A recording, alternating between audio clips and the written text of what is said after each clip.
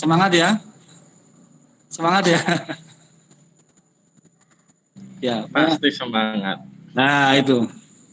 Momen ini kita dibuat santai ya. Ini adalah pertemuan pertama. Kenapa menggunakan Google Meet? Karena supaya lebih mengenal.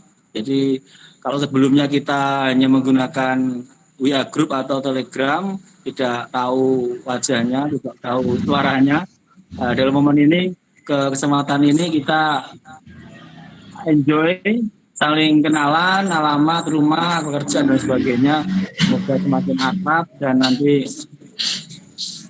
kondisi kelas akan terjaga sampai akhir. Demikian yang dapat saya sampaikan. Saya ucapkan banyak terima kasih. Ihdinas siratal mustaqim. Assalamualaikum warahmatullahi wabarakatuh. Waalaikumsalam warahmatullahi wabarakatuh. Waalaikumsalam warahmatullahi wabarakatuh. Terima kasih disampaikan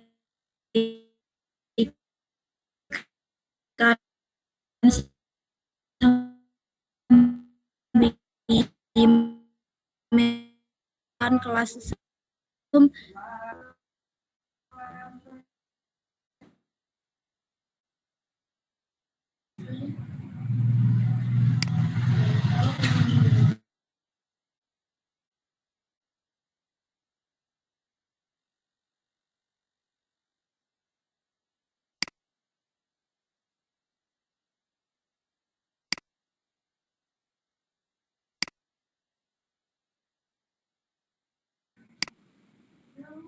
Okay.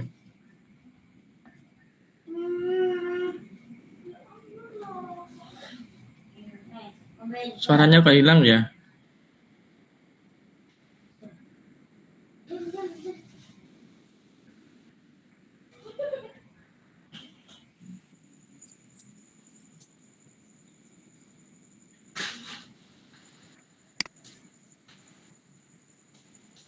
Suaranya Mbak Nisa nggak kedengaran ya? Apa saya aja yang nggak dengar? Oh. Tes, masa nggak kedengaran Pak? Nggak, putus-putus tadi. Udah, sekarang dengar. Oh, G. Tak ulangi lagi, G. Terima kasih disampaikan. Baik, acara yang selanjutnya adalah sambutan dari mentor kelas menulis esai. Sekaligus bukaan kepada Mahdum dipersilahkan. Terima kasih. Assalamualaikum warahmatullahi wabarakatuh.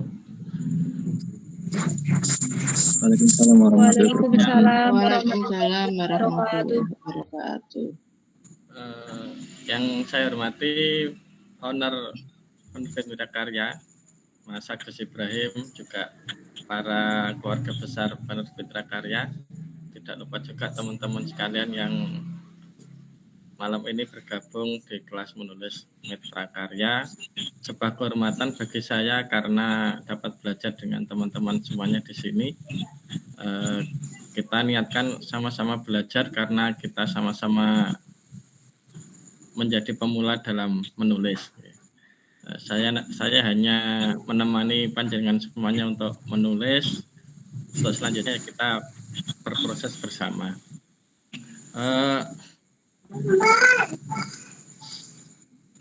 Sekalian langsung saya awali materi, jadi biar nanti bisa gaya yang enak gitu ya.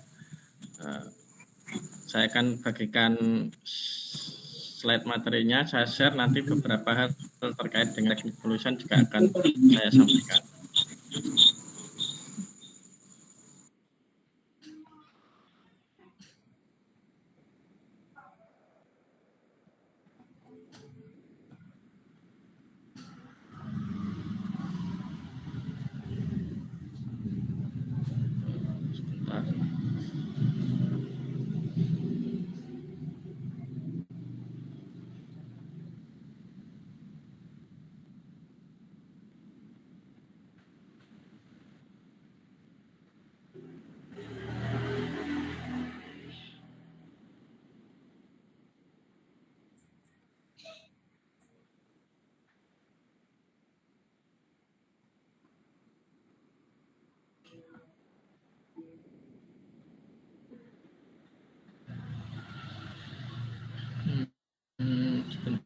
Bentar, saya kok kesulitan share screen ini. Oh ya.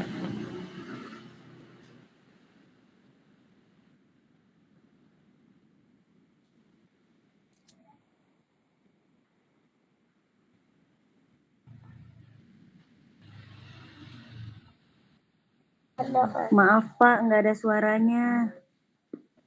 Halo? Gak dengar suara saya?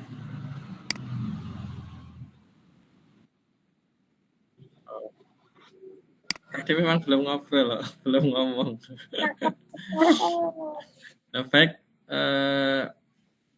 teman-teman sekalian, kita mulai materi hari ini. Bismillahirrahmanirrahim. Kita mulai materi bagaimana kita menulis sebagai seorang pemula. Ya, nah itu saya, itu akun Facebook saya dan Instagram saya. Beberapa tulisan saya sering saya share di Facebook, baik tulisan serius maupun tulisan yang tidak serius. Baik, mengawali pertemuan kita hari ini, apa sih kita kok harus menulis? Ya.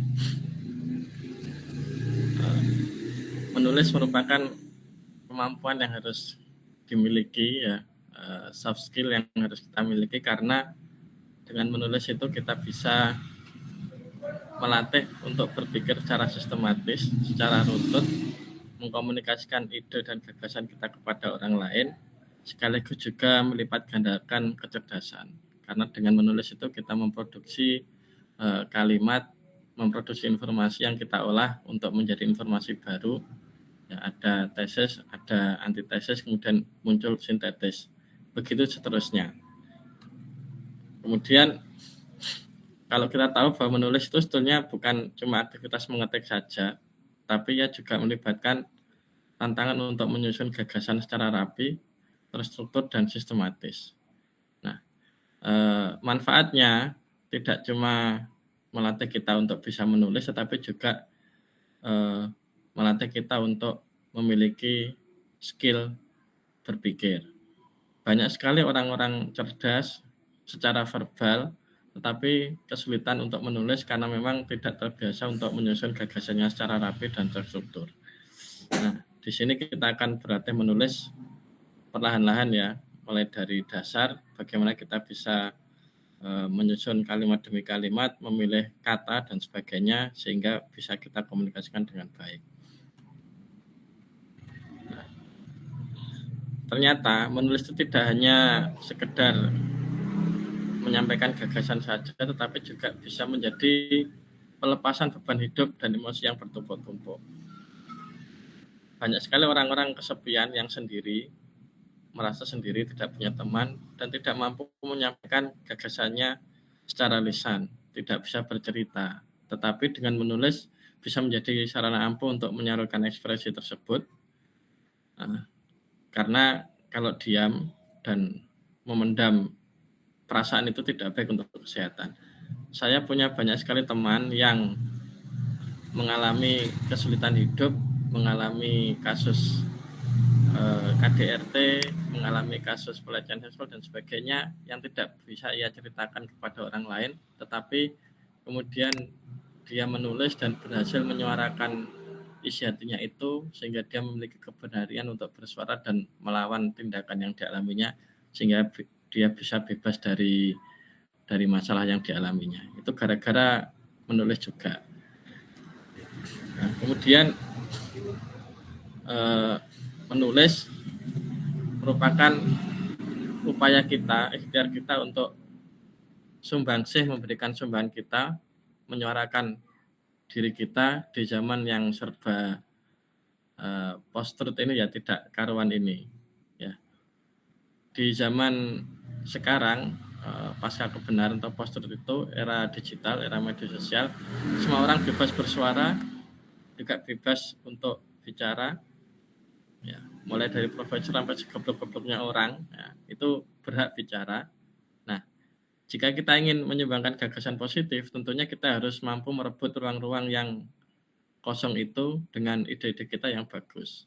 Itu merupakan sebuah sumbangan pemikiran yang sangat penting, di mana kita tidak hanya sebagai orang yang menjadi tim hore saja, sorak-sorak saja dengan euforia yang ada di dunia sekitar kita, tetapi kita juga mampu mewarnai pemikiran itu.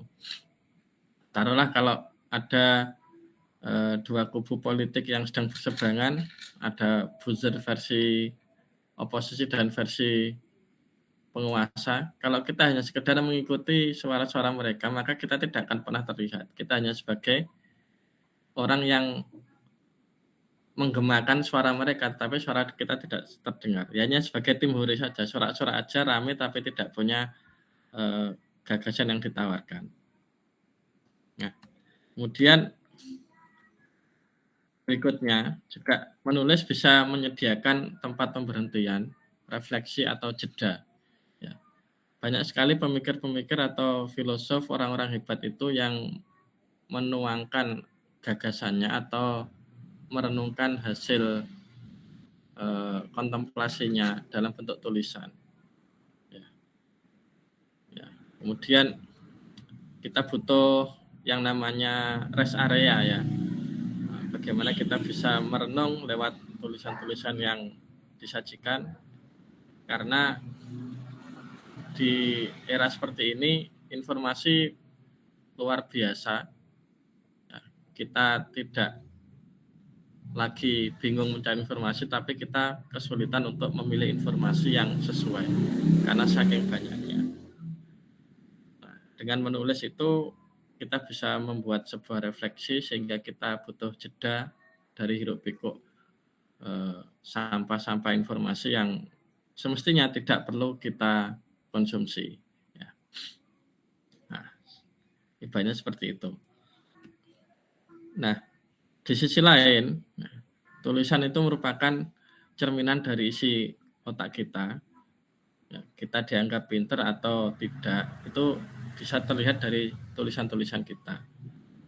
Banyak sekali di medsos dipenuhi dengan sumpah serapah, kutukan, curhatan yang tidak ada manfaatnya, yang justru itu dapat memperunyam keadaan.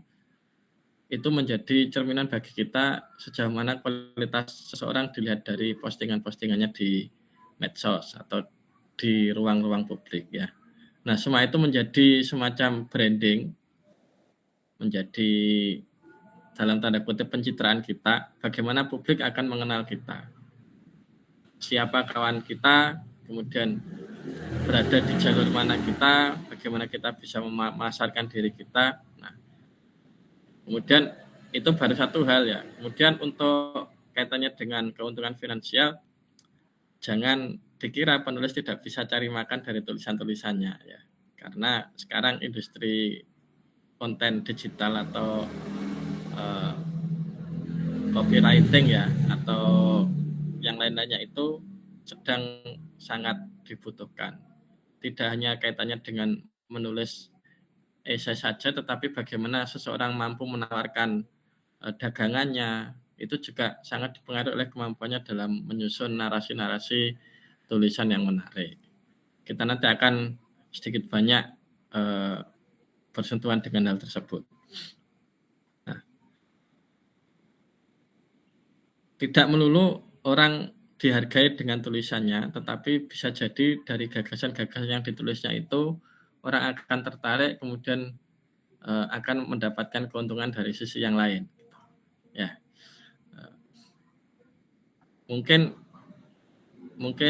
panjenengan semuanya nanti ketika sudah bisa menulis ya, bisa jadi tulisan Anda yang dimuat media itu tidak mendapatkan honor, tetapi kemudian akan menempatkan diri kita sebagai seseorang yang aktif menyuarakan gagasan, dan itu menjadi branding kita, sehingga kita nanti bisa diundang menjadi pembicara karena isu yang kita tulis itu bagus, kita dianggap sebagai ahli, kemudian kita mempunyai jaringan pertemanan yang sama, itu nanti juga mendatangkan keuntungan secara finansial.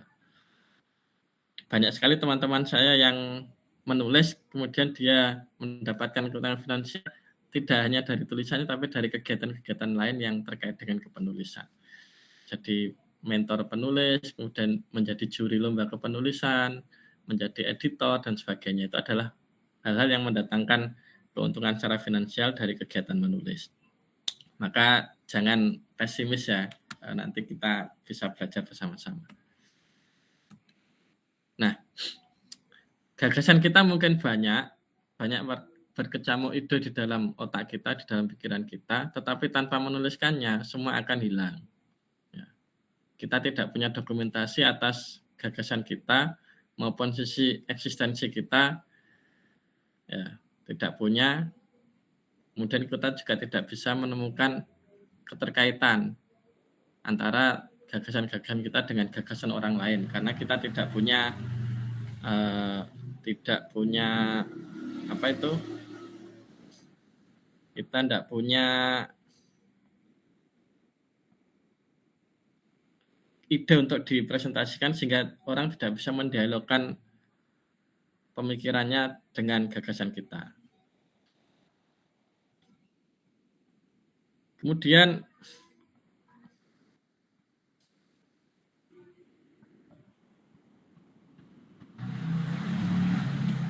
ya,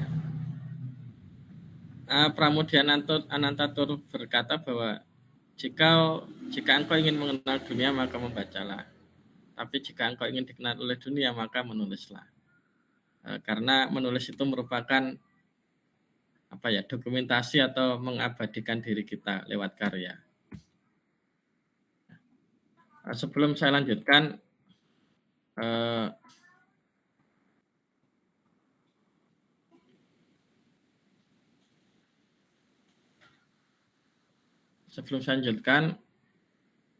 ini ada beberapa yang masuk peserta ya. Saya admit dulu, saya setujui dulu di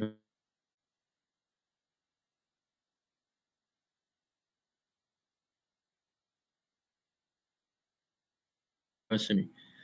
Ya, bagaimana kita kemudian bisa mengenal jenis-jenis atau karakter dari isi sebuah tulisan. Ya. Tulisan yang baik itu adalah tulisan yang tentunya aktual, topiknya panas, sedang booming, sedang viral, itu nanti pasti akan menyedot perhatian. Sejak zaman dulu, topik-topik yang sedang dibicarakan banyak orang itu akan menarik. Saat ini tentunya yang bisa jadi contoh mungkin kasusnya KDRT Lesti Bilar yang sekarang mencabut gugatannya. Kemudian kasus polisi yang sedang tersandung narkoba. Atau dalam hal lain barangkali di sisi politik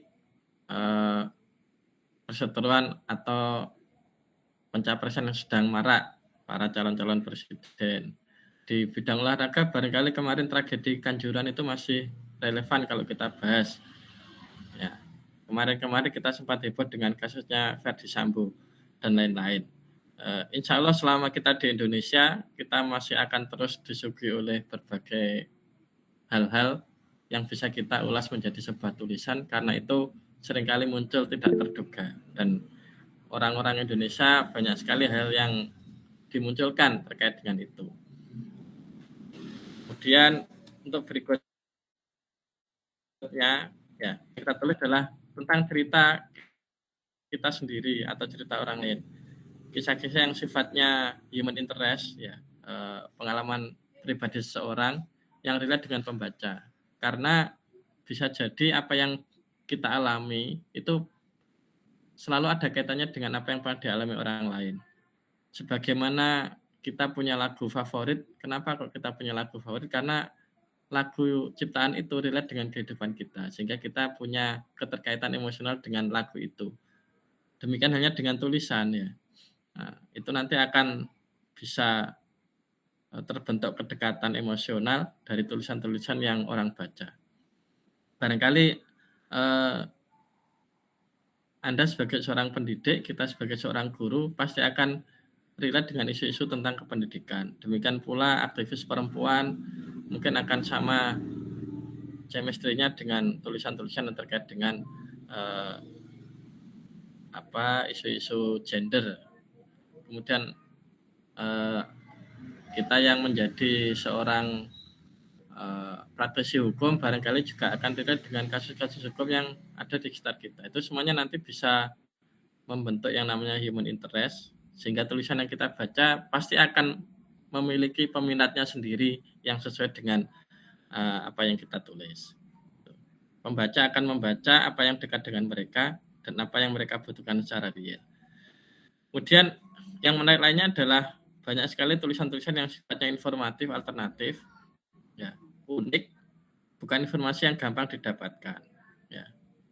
Nah, karena apa? Kita jangan cuma menulis ulang berbagai berita yang sudah banyak muncul di lini masa, di media, tapi kita bisa menampilkan hal-hal yang unik, yang baru. Katakanlah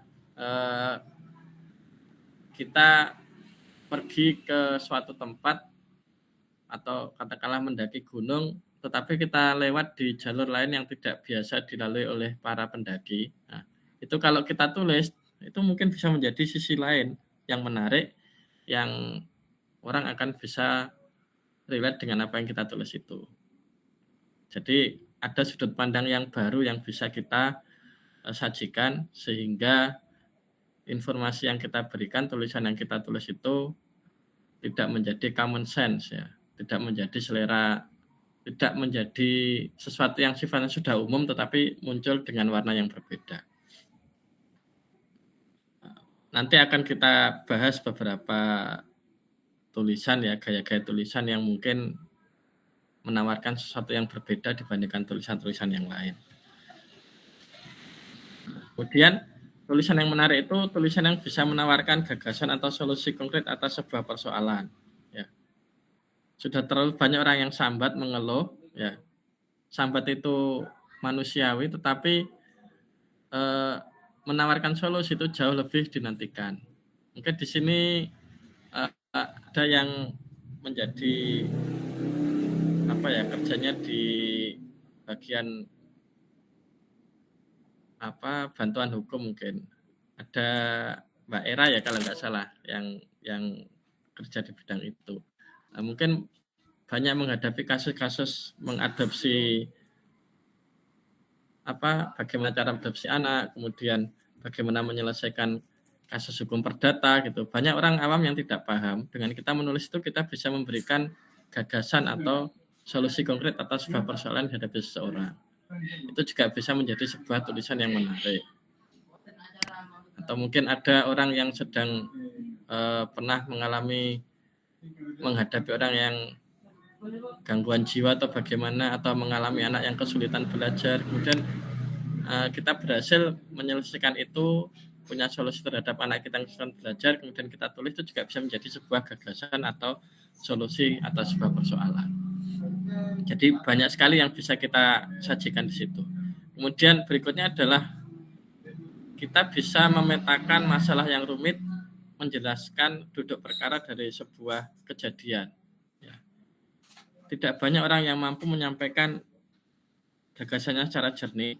Nah, dengan menulis kita punya kekuatan di sisi ini. Ya. Yang pertama, karena karakter dari media tulisan itu bisa kita koreksi ulang. Beda dengan verbal, ya. Kalau kita ngomong begitu keceplosan, susah untuk ditarik kembali. Kan banyak orang kepleset lidah karena ngomong. Tetapi kalau menulis itu relatif lebih aman, karena sebelum kita launching tulisan itu, kita masih bisa merenungkan sisi-sisi yang lain, atau kita bisa mengoreksi lagi gagasan kita, bisa kita endapkan, sehingga kita bisa menghasilkan tulisan yang lebih jernih, yang lebih objektif. Ya. Kemudian dengan menulis kita bisa lebih mudah untuk mencermati suatu objek dari berbagai sudut pandang. Ya. Nah, orang-orang yang seringkali baperan atau reaktif, sumbu pendek itu biasanya hanya merespon sesuatu dari tampak luarnya saja. Ada apa-apa langsung direspon, dilalah belakangan tidak begitu kejadiannya. Ada berita viral kemudian dihakimi, ternyata tahu-tahu belakangnya setelah diklarifikasi tidak seperti kejadiannya. Itu kan banyak sekali, ya. Kayak kemarin tragedi Kanjuruhan itu kan banyak orang yang reaktif gitu, langsung menyalahkan supporter, langsung menyalahkan polisi, langsung menyalahkan siapa. Itu adalah tradisi orang-orang reaktif, tetapi orang yang punya tradisi menulis akan bisa melihat lebih jernih sisi demi sisi masalah yang bisa dijelaskan. Dan tidak semua orang mampu memahami sebuah perkara dengan baik. Itu adalah tugas dari seorang penulis untuk bisa menjelaskan itu dengan baik. Nah, kemudian dengan menulis kita juga bisa menceritakan gambaran proses sebelum sesudah. Ya. Kita bisa menyampaikan opini kita secara diam-diam, secara halus, hanya dengan membandingkan dua hal. Kita menilai sisi A, kemudian kita menilai sisi B, kita kemudian bisa mengambil titik temu dari kedua sisi itu. Ya, dengan itu maka pembaca atau penikmat tulisan kita akan bisa menyimpulkan sendiri dengan sadar atau tidak. Ya, karena kita hanya sekedar menjelaskan dua sisi yang berbeda, nanti dengan dirinya akan mengerucut sebagai sebuah kesimpulan.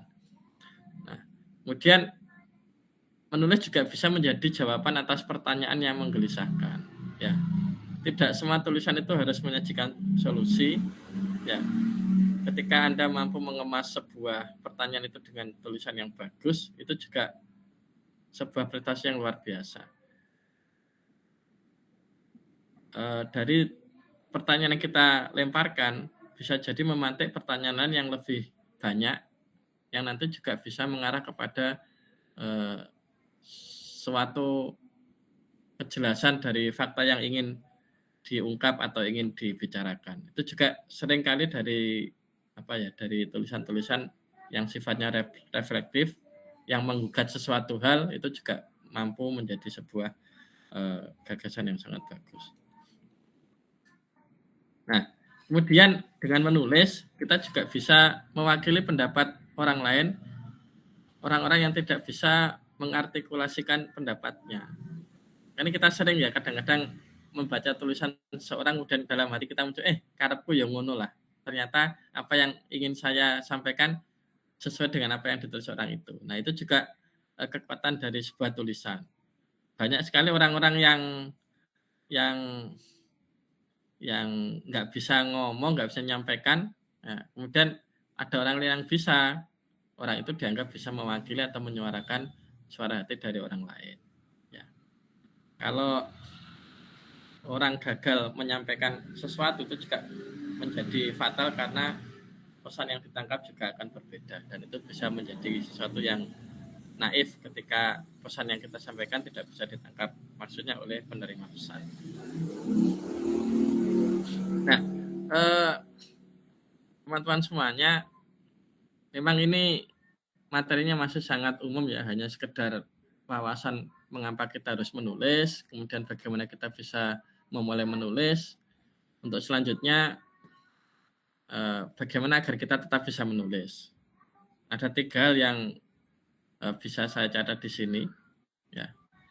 Untuk memancing ide, kita bisa jalan-jalan, kita bisa nongkrong, bisa gaul, bisa baca, bahkan bisa melamun. Itu juga bisa memunculkan sebuah gagasan. Ya. Dengan berjalan-jalan kita dapat inspirasi, kita bisa memotret banyak fakta, banyak kejadian. Demikian juga dengan bergaul banyak teman, obrolan-obrolan itu bisa menjadi sebuah ide yang bagus. Saya punya teman penulis di Terminal Mojo itu yang hobinya nongkrong, dan dia menjadikan nongkrongannya itu sebagai inspirasi dari tulisan-tulisannya. Tokoh-tokohnya, kemudian setting warungnya, kemudian dengan minum kopi, dengan cerita di bawah pohon, dan apa itu menjadi kekuatan tersendiri untuk menyuarakan kritik sosial, untuk menyuarakan pendapatnya atas segala sesuatu dari tulisan-tulisan yang dikemas ala orang cangkruk di warung kopi. Itu juga banyak seperti itu. Apalagi dengan membaca, kita membaca memperluas wawasan kita, memperkaya sudut pandang, sehingga tulisan yang kita sajikan menjadi lebih variatif dan punya kekuatan.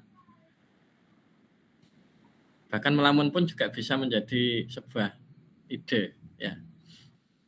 Nah, kemudian hari gini medsos menjadi sesuatu yang wajib untuk kita miliki ya, karena dengan punya medsos kita bisa mendapatkan sumber ide-ide, kemudian juga mengasah ketajaman sudut pandang, kemudian juga kita bisa menulis,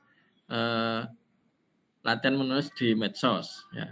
Jadi itulah manfaatnya medsos untuk saat ini. Banyak sekali buku-buku yang dihasilkan dari tulisan di medsos.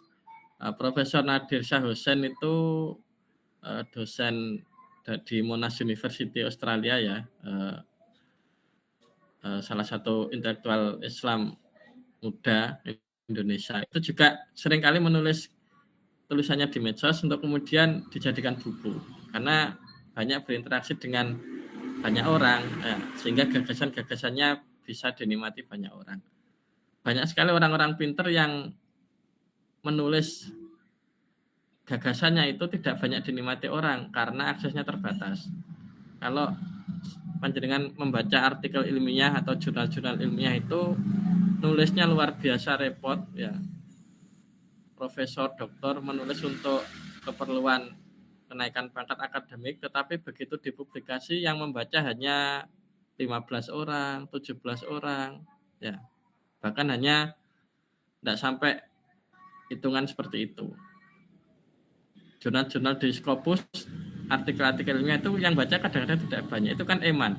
Pun banyak juga profesor-profesor, orang-orang cerdas yang tidak mampu mengemas tulisannya dalam bahasa keseharian yang bisa dipahami oleh orang awam. Kan juga percuma toh, buat apa punya ide yang bagus tapi kalau idenya itu tidak dipahami orang karena menulisnya dengan gaya yang sangat kaku, tidak bisa dinikmati. Itu nanti juga perlu menjadikan refleksi kita bahwa kita bisa menerjemahkan gagasan-gagasan orang-orang hebat itu dalam bentuk tulisan sederhana yang bisa dinikmati oleh semua orang.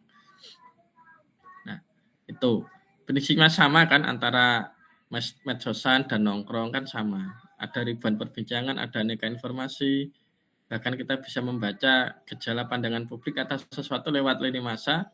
Ya, syaratnya satu ya, jangan menjadi tim hore yang hanya keplok-keplok pendapatnya sana, membantah pendapat ini, tetapi tidak punya gagasan yang mewarnai mereka semuanya.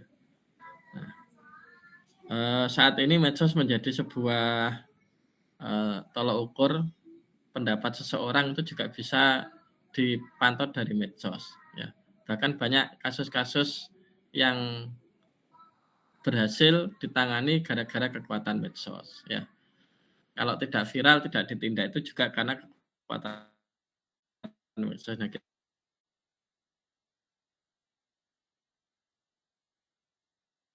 kita bisa memanfaatkan itu untuk menyumbangkan gagasan atau ide-ide kita.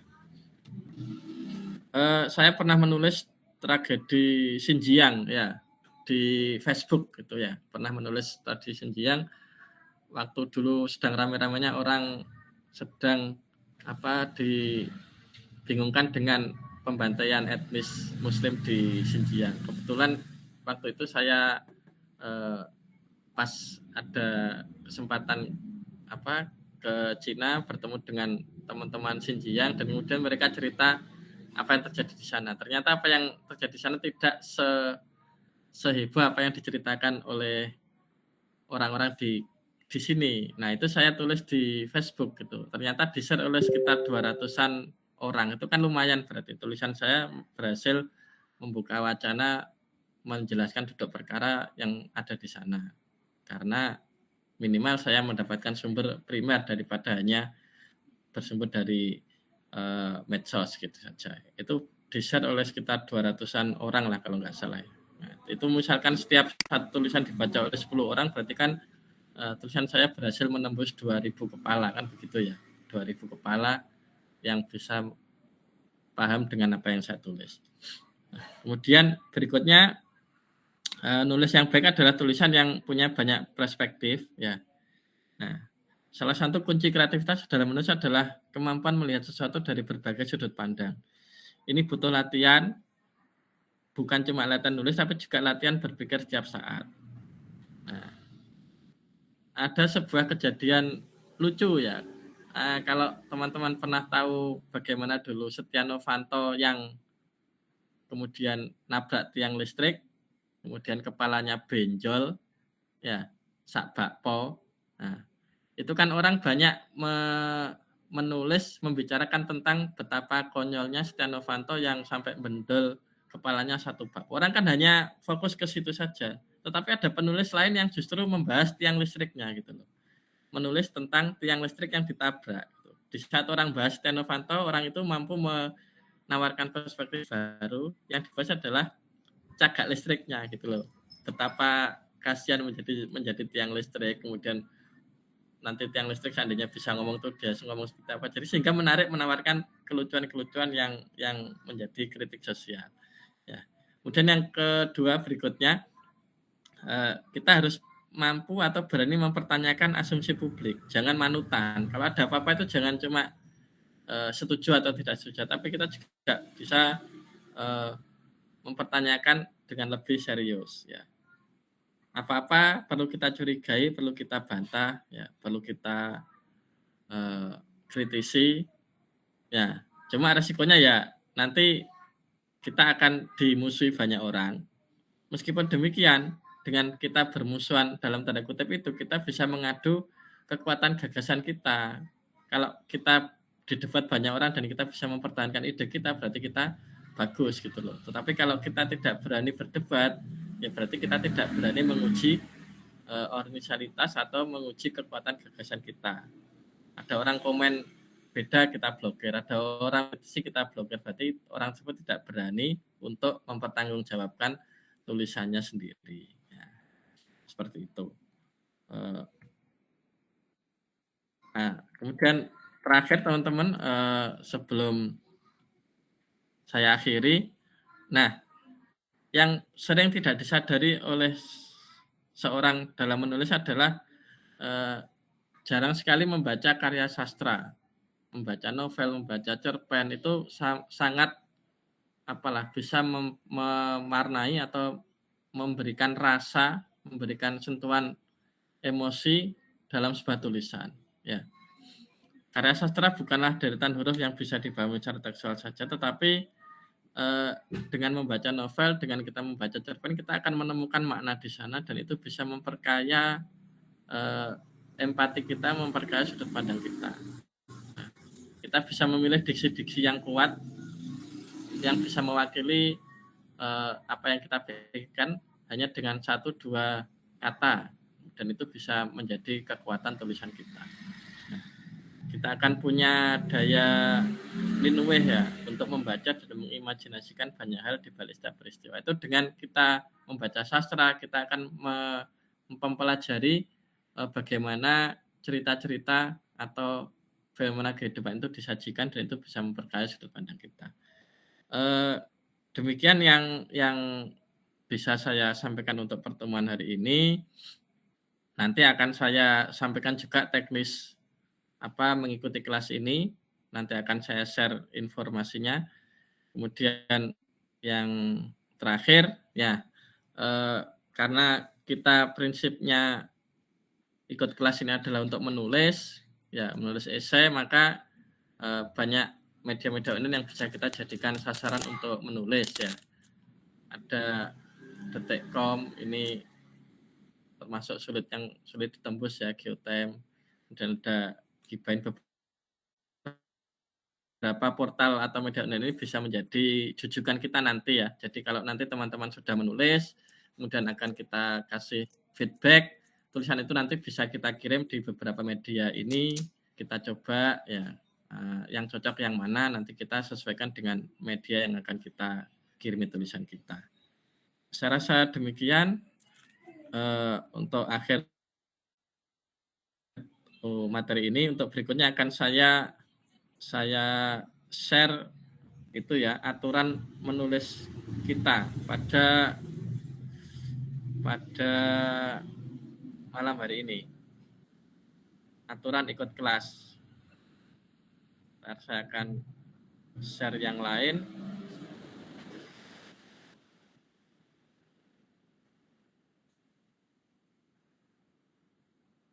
Bentar. Saya akan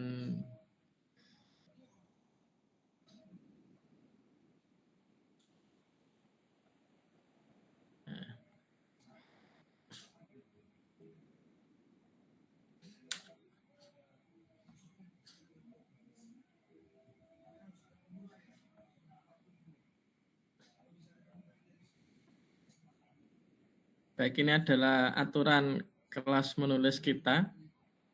Bisa dilihat ya.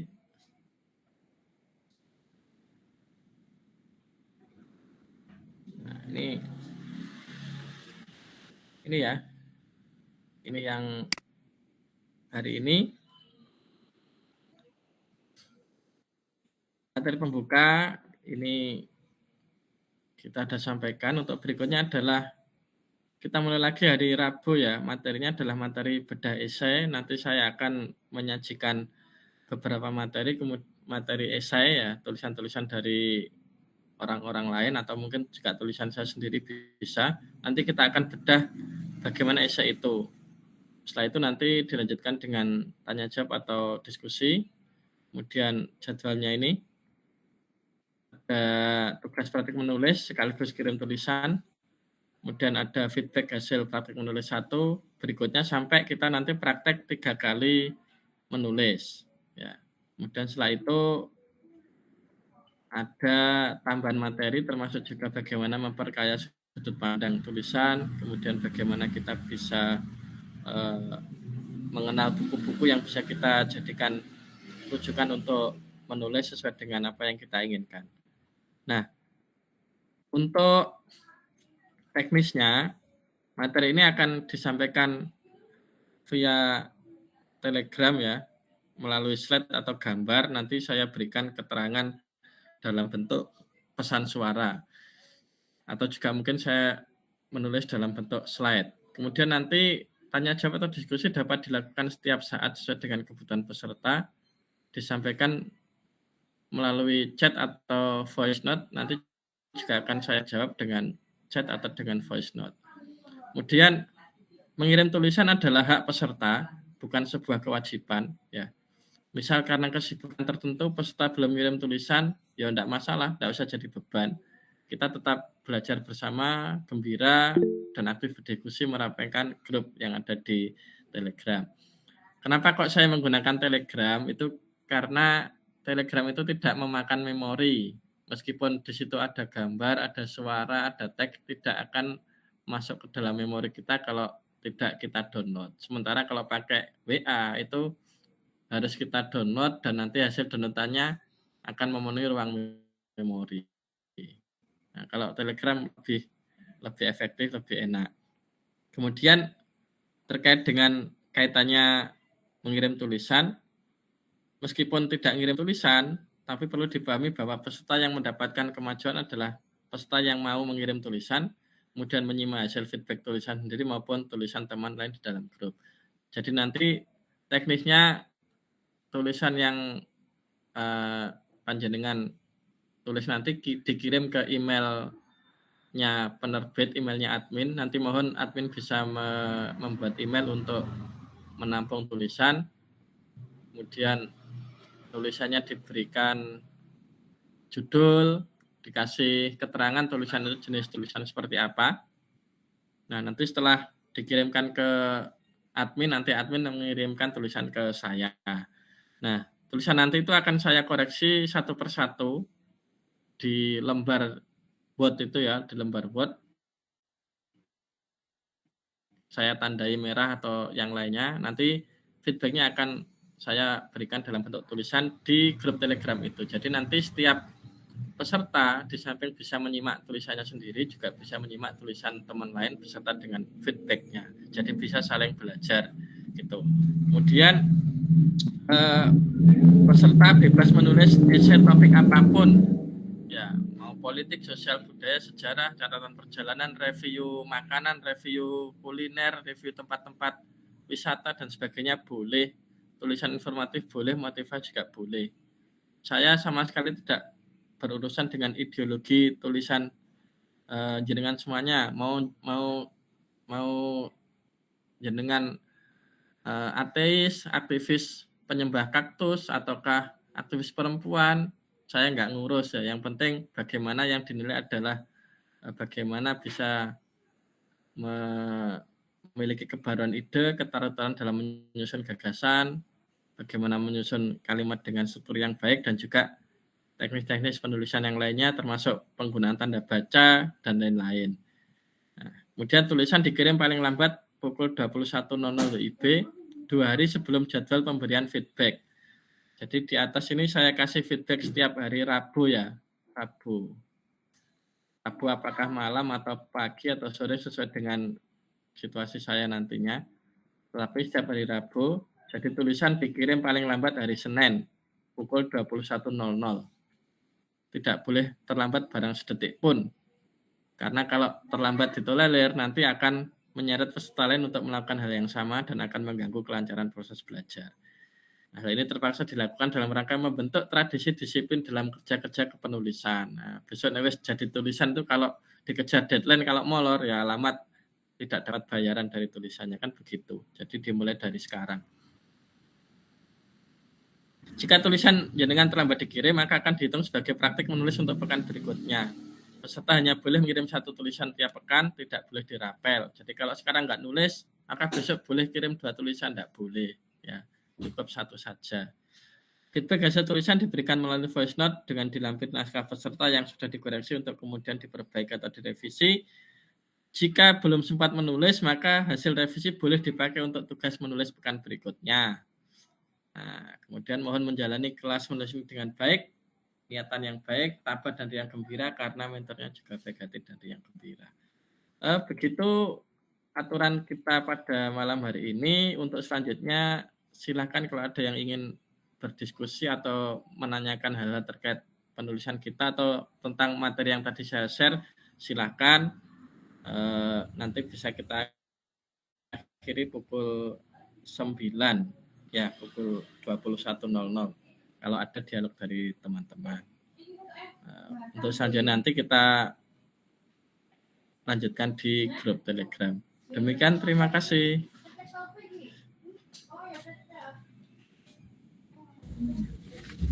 Terima kasih disampaikan. Suara saya masih bisa didengar, J? Halo? Mbak. Ya.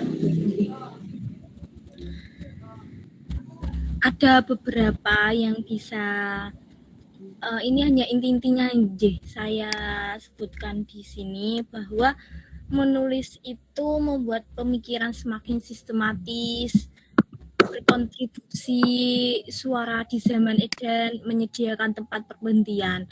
Nah, jenis-jenis karakter isi tulisan itu, yang pertama adalah 1, aktual atau topik yang sedang panas. Nomor 2, cerita yang related dengan pembaca.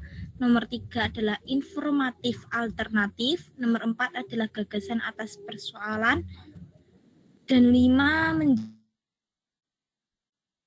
menjernihkan duduk. Serta yang terakhir adalah mewakili pendapat publik. Mungkin nanti untuk materinya bisa di-share di grup Telegram ya Pak. Soalnya kan ada beberapa yang nggak ikut Google Meet, nanti bisa menyimak. Ngoten. Baik, bisa, jangan khawatir ya. Baik, untuk acara yang selanjutnya adalah sesi sharing. Mungkin ada yang mau ditanyakan atau ada yang mau perkenalan. Monggo, kalau persilahkan.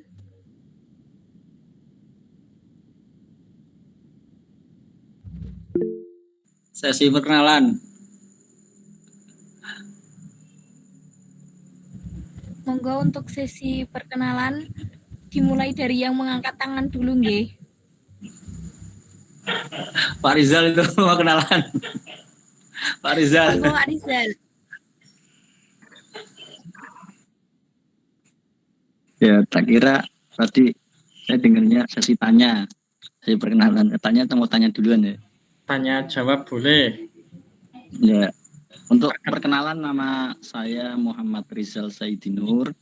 Saya asli Rembang. Ya. Kesibukan wirawiri di jalan.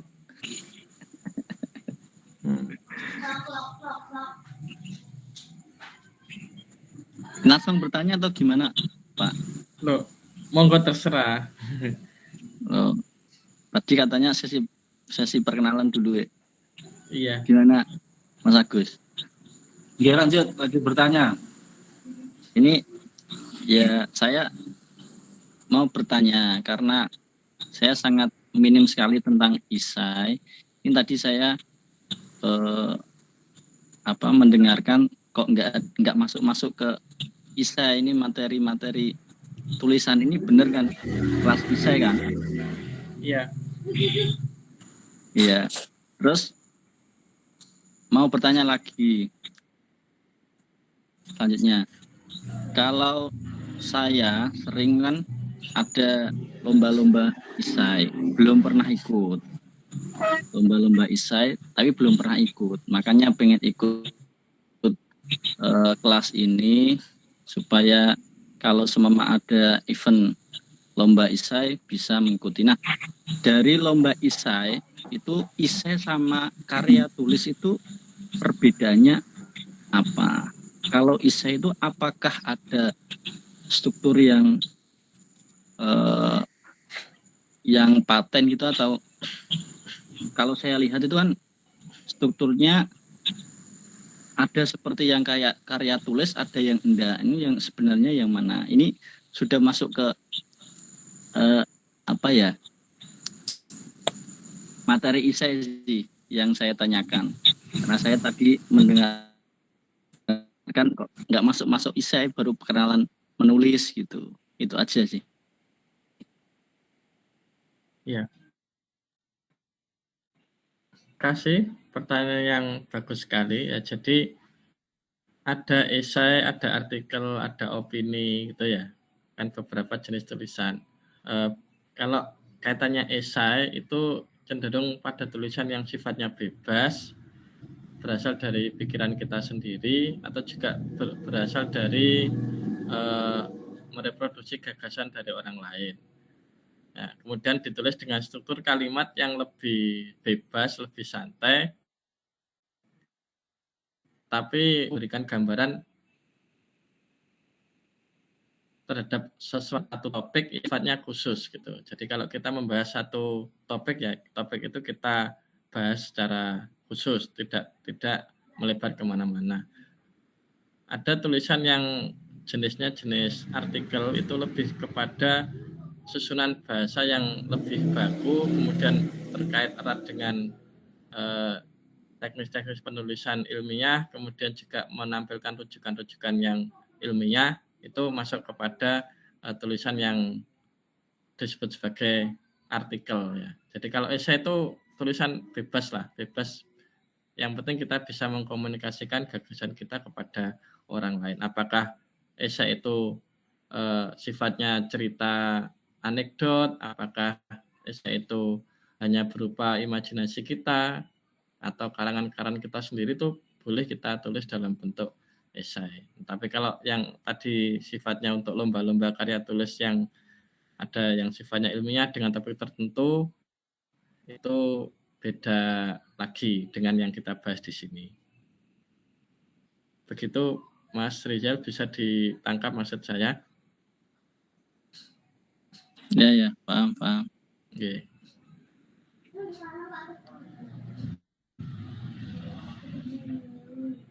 Monggo silakan yang lain.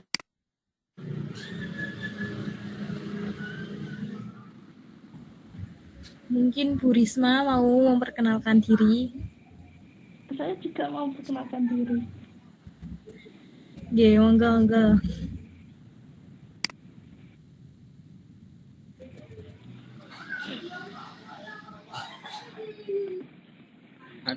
Monggo Bu Siti Muna.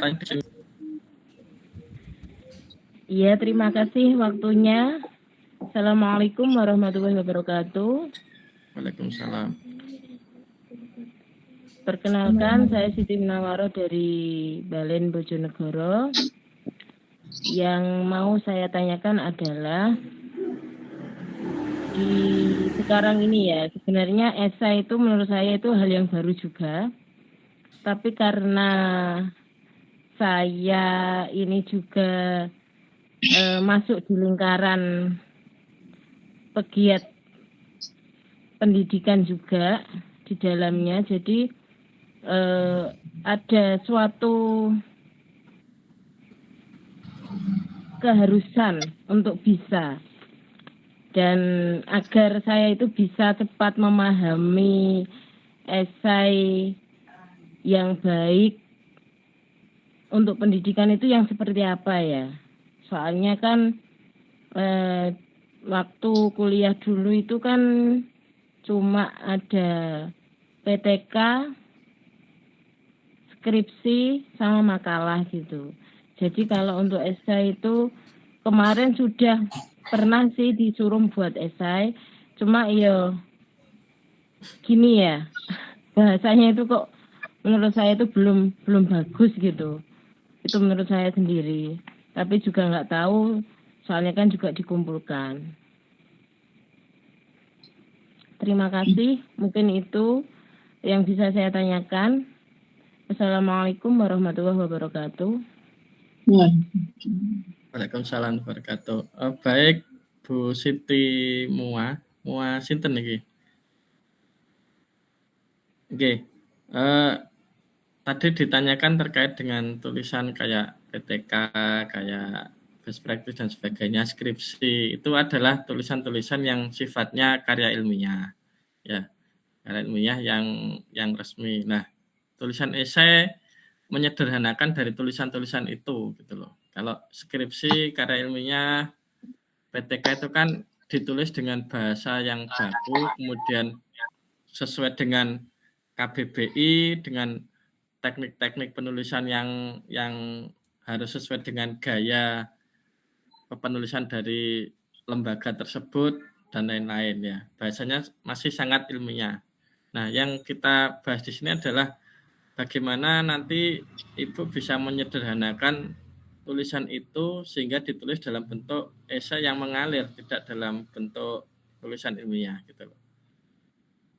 Saya punya banyak contoh tulisan esai tentang pendidikan. Nah, mungkin besok waktu bedah esai bisa kita lihat seperti apa sih tulisan-tulisan esai itu gitu loh. Nah, kita menulis esai ini untuk keperluan dikirim ke media ya. Nah, nanti kalau kaitannya dengan menulis skripsi, menulis PTK itu tidak masuk dalam pembahasan ini. Gitu. Jadi kita lebih ke esai-esai yang ada di media online. Ya. Itu Bu, jadi nanti kalau merasa tulisannya belum bagus ya nanti kita pelajari bersama-sama belum bagus dari tulisan itu. Tuh.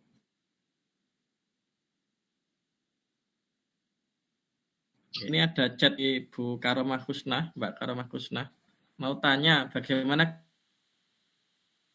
ketika kita belum atau tidak pernah menulis ya ini kalau kita nggak pernah menulis ya menulis saja kan gitu, tinggal nulis saja, mulai menulis ya besok kita nulis, terserah kita dapat tulisan berapa paragraf, berapa kalimat ya enggak masalah, yang penting kita sudah mulai menulis dulu, karena tiap orang saya kira berangkatnya juga beda-beda, ada yang mungkin ibu rumah tangga, ada yang mungkin guru, ada yang mungkin sudah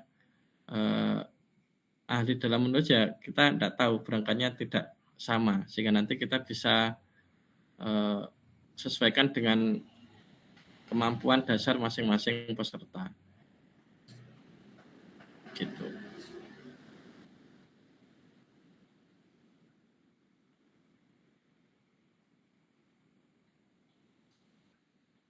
Ada lagi yang mau disampaikan? Memang materi awal ini masih pada pengenalan motivasi ya. Untuk lebih jelasnya ya kita praktek nulis, kemudian kita koreksi, kita kasih feedback. Besok di bedah esai akan kita bahas. Oke, monggo Bu Endang. Assalamualaikum warahmatullahi wabarakatuh. Waalaikumsalam warahmatullahi wabarakatuh. Gini Pak Mahdum, ini sepertinya kita sama-sama penggemar tulisan dari mojo.co ini. Saya juga sangat menggemari tulisan Mas Iqbal Aji Daryono. Saya punya bukunya Out of the Dark Box, juga bukunya Gus Mul, Lambe Akrobat, sama Putut. Nah, yang ingin saya tanyakan dalam hal ini, kelihatannya esai ini kesimpulannya adalah tulisan yang bahasanya itu istilahnya renyah dan kemeripik, itu kalau bahasanya Gus Mul seperti itu, sehingga bisa sampai ke pembaca. Yang saya tanyakan adalah rambu-rambu, meskipun itu esai itu ada yang serius, ada yang esai yang istilahnya disampaikan sambil menyindir atau bercandaan. rambu-rambu tentang bagaimana sebuah isu yang kita tulis itu nanti katakanlah bebas dari masalah hukum rambu-rambunya, karena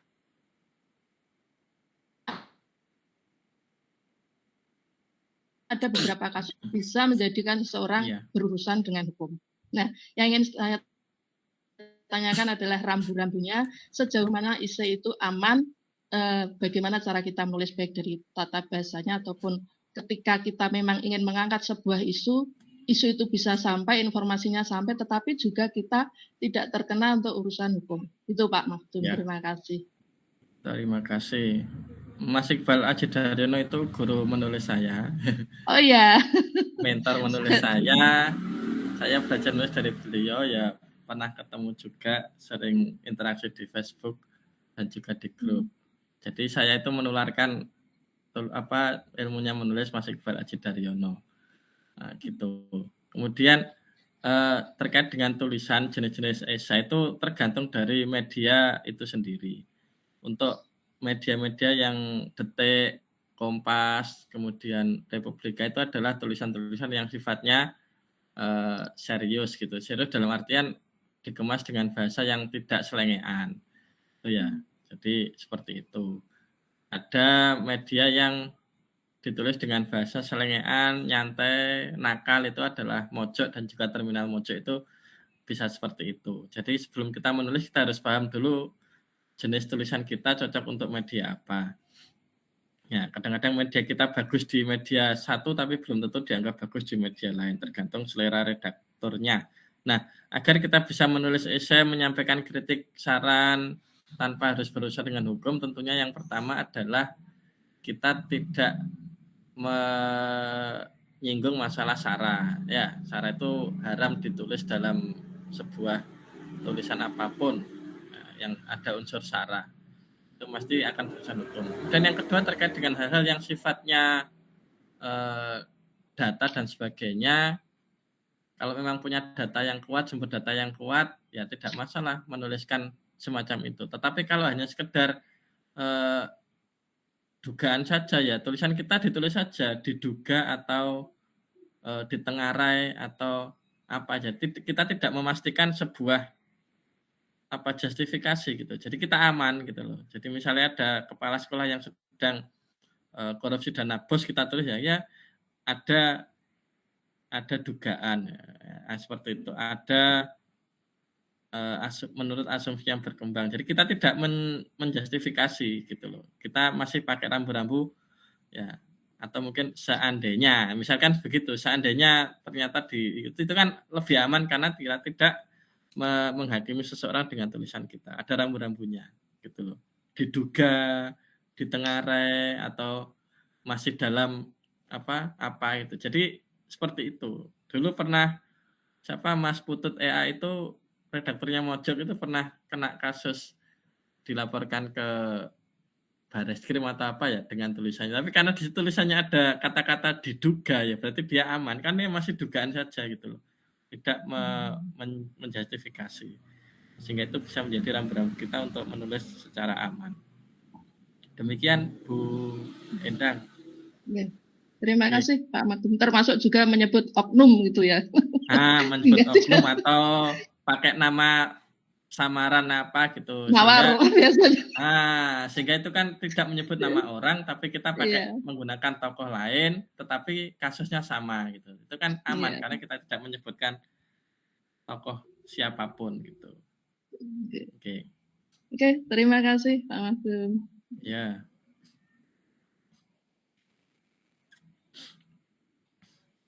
Yang lainnya?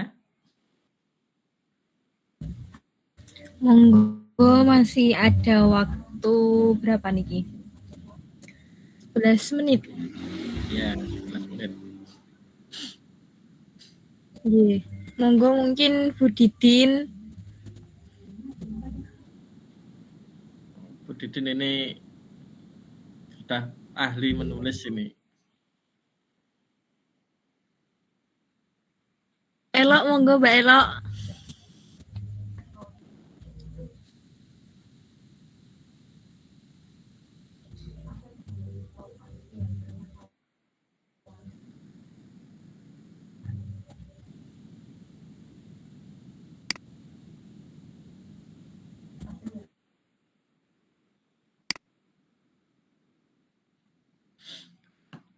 Nah, untuk gambaran saja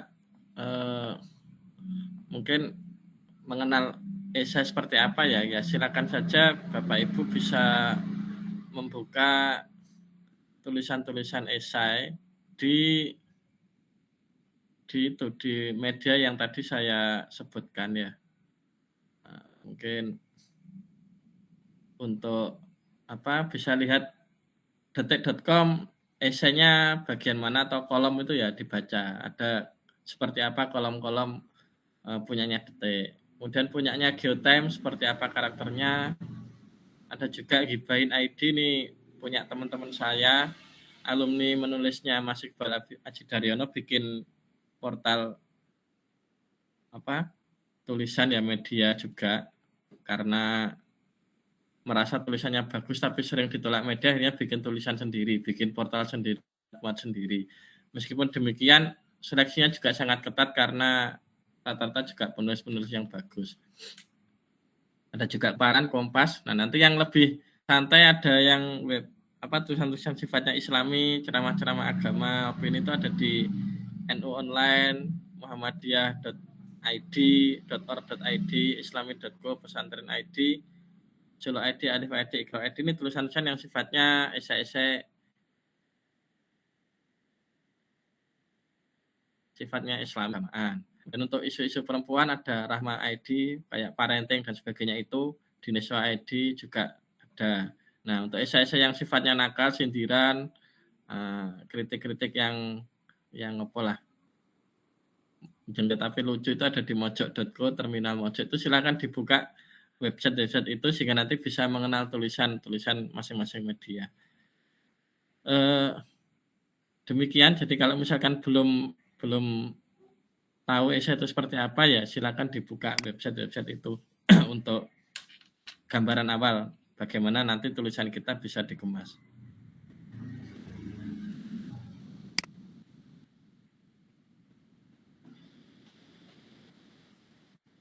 Ini nanti saya kirim ya slide-nya ini untuk dipelajari.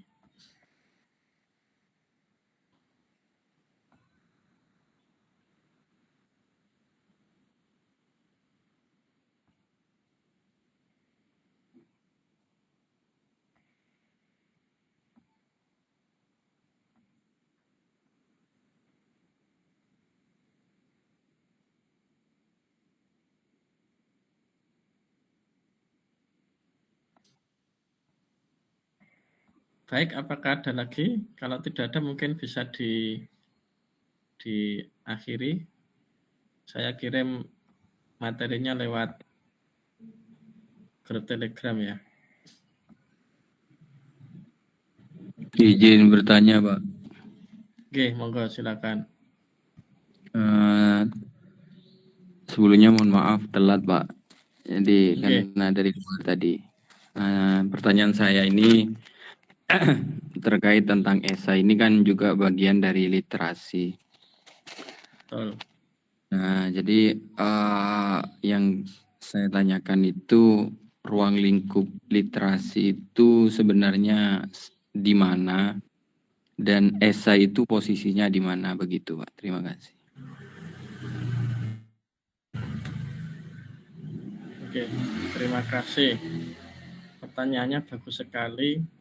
Saya akan coba menjawab bahwa sebetulnya literasi itu kan tidak sebatas membaca saja, tetapi juga bisa menulis, kemudian bisa mengkomunikasikan hasil tulisannya, atau juga kita bisa mengambil keputusan dari pengetahuan yang kita miliki untuk memecahkan masalah. Jadi, pada seperti itu kan adalah lingkup dari literasi. Nah, esai itu masuk dalam 3 hal ya.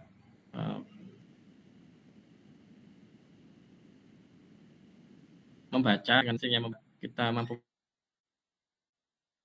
komunikasikan pengetahuan yang kita perolehnya, yang kita dapatkan, kita olah untuk menjadi pengetahuan yang baru. Jadi masuk di situ. Dengan kita menulis esai, kita bisa mengolah gagasan kita berdasarkan informasi yang kita peroleh, kemudian kita sajikan lagi menjadi informasi yang baru dari beberapa sumber pengetahuan yang kita miliki. Gitu. Di situ Mas Fauzan ya. Ya Pak. Literasi juga lingkupnya banyak sekali kan, ada 7 atau 8 tuh menurut PBB, mulai dari literasi hukum, literasi keuangan, literasi finansial, literasi sains, literasi bahasa, dan lain-lain itu ada banyak itu ya. Ada lingkupnya literasi itu.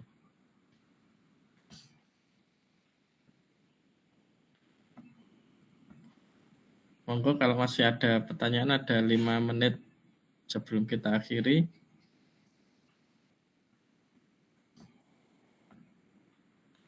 Kalau dirasa cukup ya nanti kita tindak lanjuti di praktek menulis ya.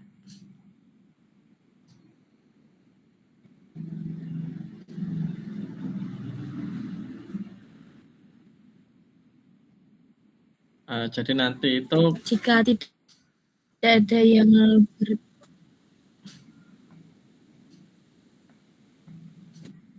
monggo jenengan riyen, Pak. ya, jadi nanti Bapak Ibu Mas Mbak itu silakan mau menulis apa saja boleh, topik apapun boleh ya. Seperti yang tadi saya sebutkan, apakah itu topik-topik tentang rumah tangga, tentang pendidikan, tentang keuangan, tentang ekonomi, tentang parenting, tentang apapun boleh ya. Atau mungkin catatan perjalanan, ataukah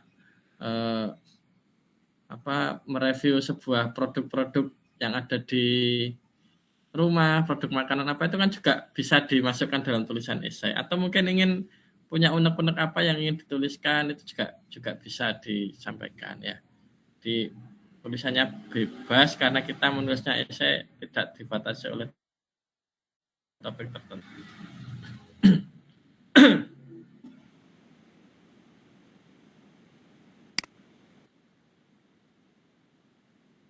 Atau ada yang masih dibingungkan esai itu seperti apa, bagaimana cara memulai menulisnya dan sebagainya.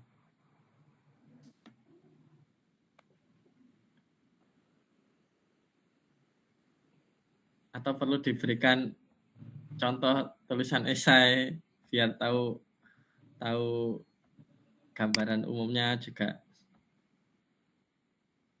Kasih contoh ya. Tak kasih contoh. Saya tak bukakan dari website dulu ya. Tulisan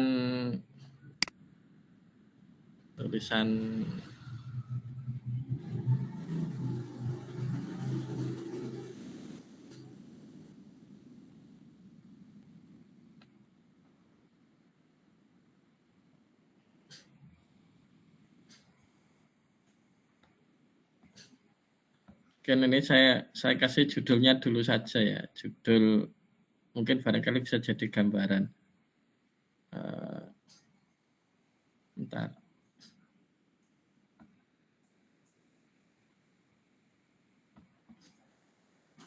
Mungkin ini ya. Nah, ini beberapa tulisan saya misalkan ya. Ini kan dilihat dari judulnya. Ini tentang pendidikan. Nah,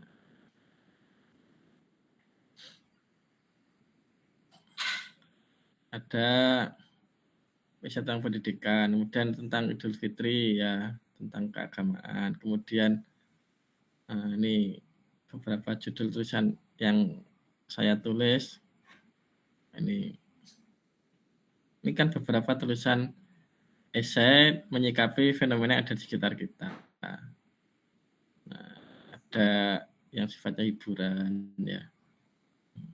Ada yang serius, ada yang agak tulisan nakal ya, kayak ini ya. Ini tulisan nakal, ini di terminal Mojo ya.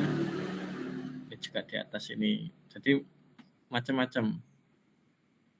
Dilihat dari judulnya juga bisa ditebak bahwa ada tulisan-tulisan yang sifatnya santai ya, ada yang sifatnya serius ya, ada juga yang cuma iseng-iseng aja, guyon-guyon ya. Nah, kalau ini tulisan tulisan di detik ini ya, 3 tulisan ini di detik semuanya ini kan tulisannya serius. Nah, kemudian kalau nanti kita bahas ini ya, ini tulisan santai di mojok, di ini juga sama. Ini tulisan keagamaan beberapa.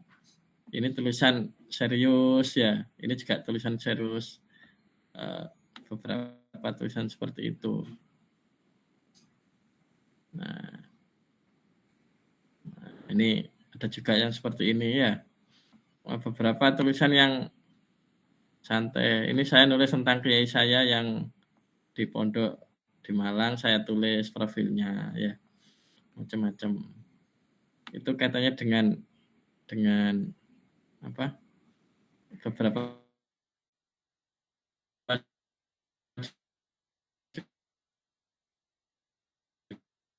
judul esai sudah dimuat di beberapa media online. Nah, kalau pengen tahu, ya mungkin ini sekedar ini bisa kita baca apa? Nah, ini mungkin salah satu tulisan yang dimuat di gibahin.id. Nah,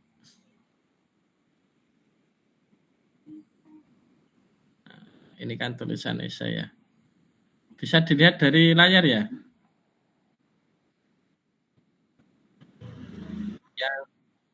Oh, judulnya aja. Yang ini belum ya. Sebentar saya ganti kalau gitu. Bentar. Saya buka. Ini nanti bisa kita masuk ke beda esai besok ya. Ini salah satu contohnya tulisan esai saya di Gibahin. Jadi saya menyoroti larangan membawa HP di sekolah gitu loh. Padahal kan sekarang zamannya digital kok siswa nggak boleh bawa HP itu. Nah, kan mesti ada yang nggak setuju toh, tapi saya juga punya pandangan lain gitu. Yang nggak setuju ya urusannya dia. Yang penting saya menyampaikan sudut pandang saya mengapa siswa kok mestinya boleh membawa HP gitu loh. Nah ini tulisan saya kalau bisa dibaca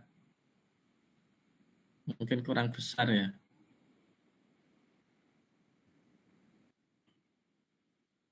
Mungkin ini ya, ini bisa dibaca barangkali. Nah, jadi saya awali dengan cerita, kemudian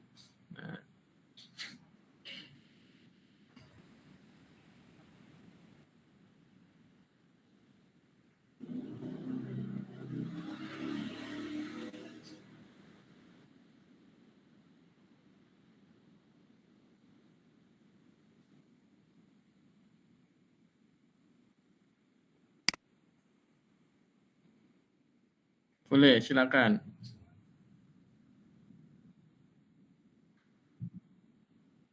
Nah, itu kan tergantung dari karakter media yang akan kita tuju. Gitu loh.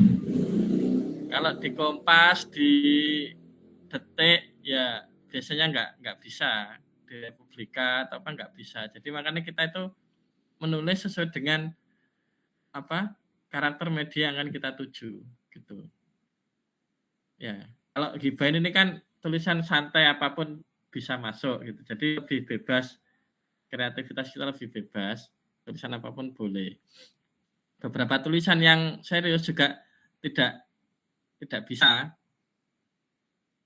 dengan bahasa seperti ini. Itulah kenapa kita harus memilih media yang sesuai dengan apa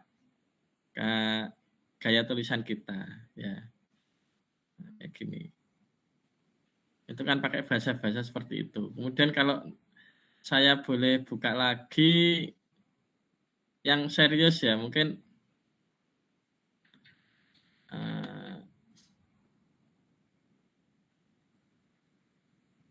nah kayak ini tulisan saya di Detik. Bentar.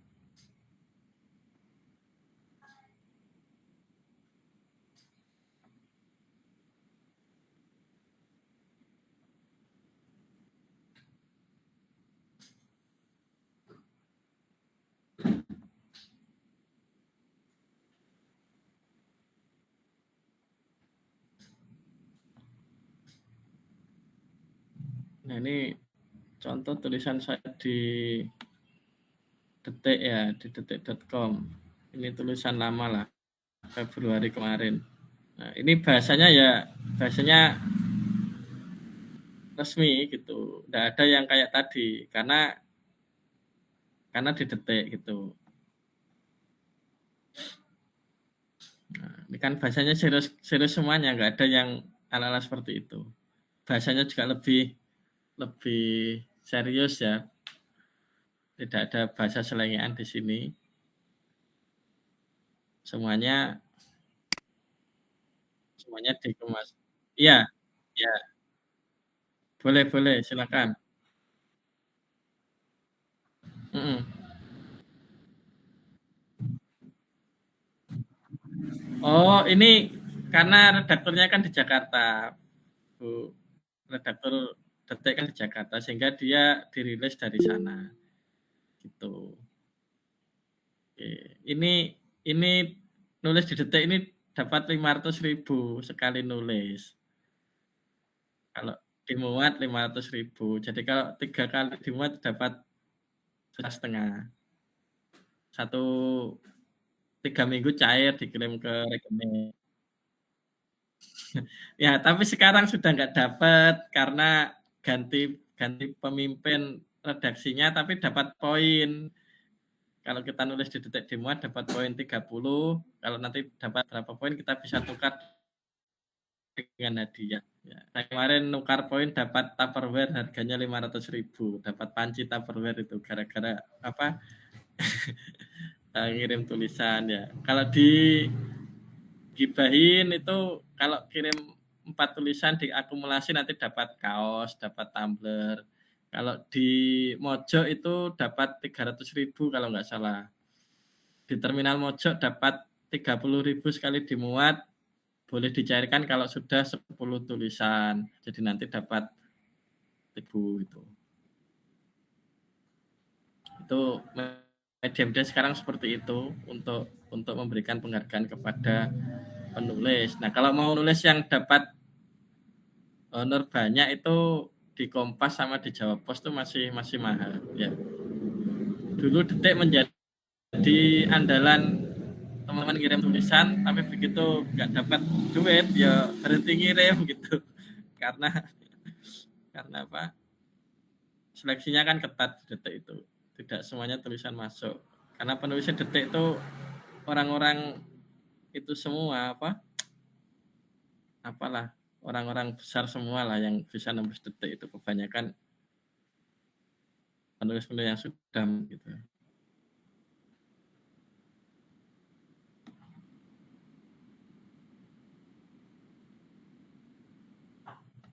Beberapa contoh tulisan esai ya bisa ada. Ini kan juga sekaligus sambil promosi toh. Nah gini, nama kita nampang sambil promosi sekolah ya. Itu kalau tulisan kita dimuat. Atau Bapak Ibu sudah pernah menulis dan dimuat?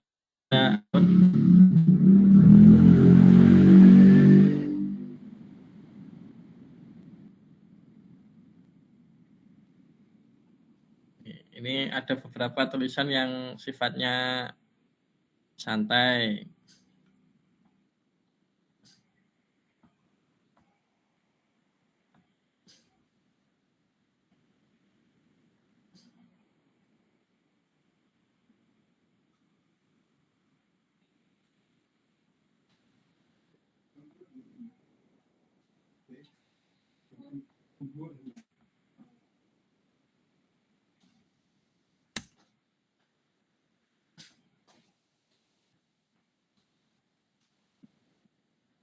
Lama ini loadingnya.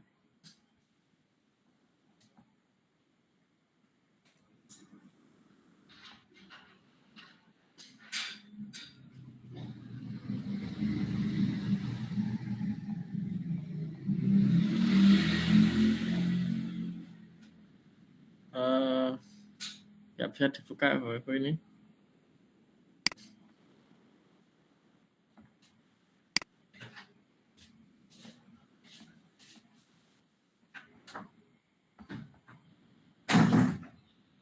Mungkin demikian Mbak Nisa, mungkin bisa dicukupkan. Untuk selanjutnya kita lanjut ke Telegram saja besok.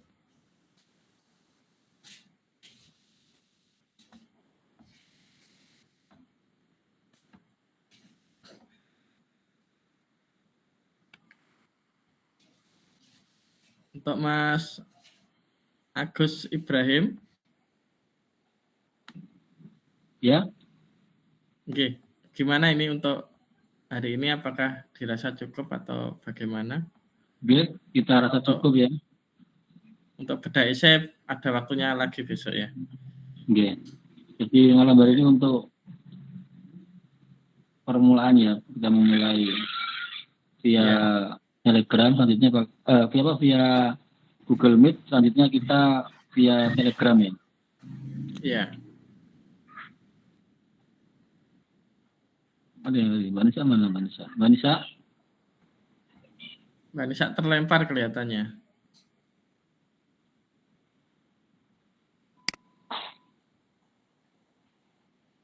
Ya.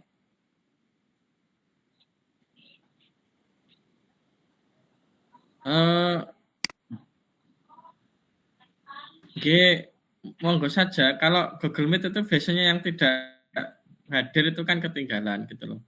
Nggak bisa hadir. Kalau pakai Telegram kan bisa disimak sewaktu-waktu, real time. Tuh. Oh gitu. Ya enggak apa-apa kalau hari Rabu bedah esainya pakai apa? Pakai Zoom atau pakai Google Meet yang bisa direkam ya enggak apa-apa. Hari Rabu kita virtual lagi untuk bedah esainya. Sehingga bisa kita langsung dialog secara langsung ya. Oke. Ya, enak malam aja ya biar waktunya luang. Oh gitu. Ya. Bolehlah. Kita nanti diskusikan di grup Telegram seperti apa kesepakatannya.